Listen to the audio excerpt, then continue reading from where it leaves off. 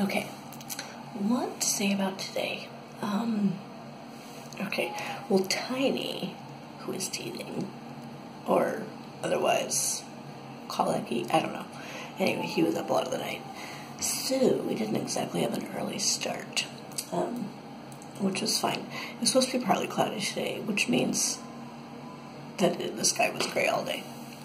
Nice, Poland. But you know what? Didn't rain. Not going to complain. So, we took nice long naps in the morning and got up and out about noon. We just, took it easy. So we walked downtown to the old town, which was completely destroyed in World War II. Had to wait for that one. And so they rebuilt it, but exactly in the same style that it was back in the day. So it looks old, and it's actually really, really pretty. They have two, main town squares with these lovely buildings all around. So we just went and walked around down there, had some lunch. I don't remember what they're called, but we had those, really long sandwiches that are super cheap, which, of course, everyone was loving since we just left. Crazy expensive Norway. So we did that, and then we went to the, probably 1:30 or something, we went to the Museum of the Polish Jew, which was really highly recommended, and was actually very impressively curated. It was just, an impressive museum. The exhibits were all really well done and everything. Visually, it was a little confusing. As is any, the history of any one people from the beginning of time. Also, there's just so much, so much. And so we didn't exactly, read all the, plaques and things. Just so much information. So it was interesting to learn about them. There were just, the majority of the Jews in the world prior to World War II lived in Poland. And, so they were the hardest hit, really, by World War II, by a long shot. There's 6 million Jews or whatever were killed during the Holocaust. And, there was a table that showed what percentage of them came from what place.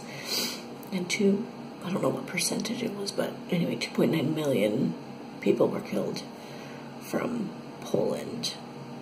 Jews alone, not, because they also lost a lot of, they were immediately invaded in World War II by Russia on the east and Germany on the west, and so they lost tons of people as POWs and just as casualties of war. And before the war even started, in the early 1900s, 85% of the Jews, left.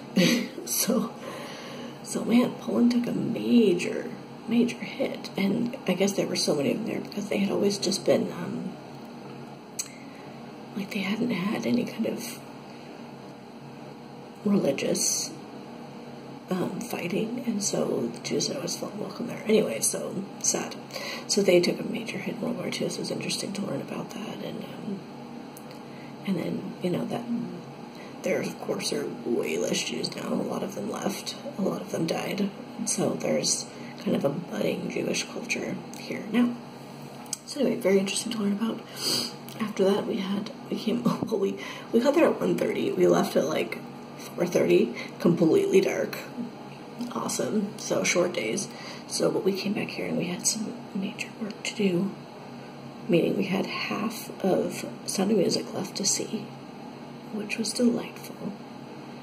I did not know that was a true story until I went on that tour in Salzburg, and so it was interesting to see it again. It's not, the events in the movie are not exactly true, but, the story's true.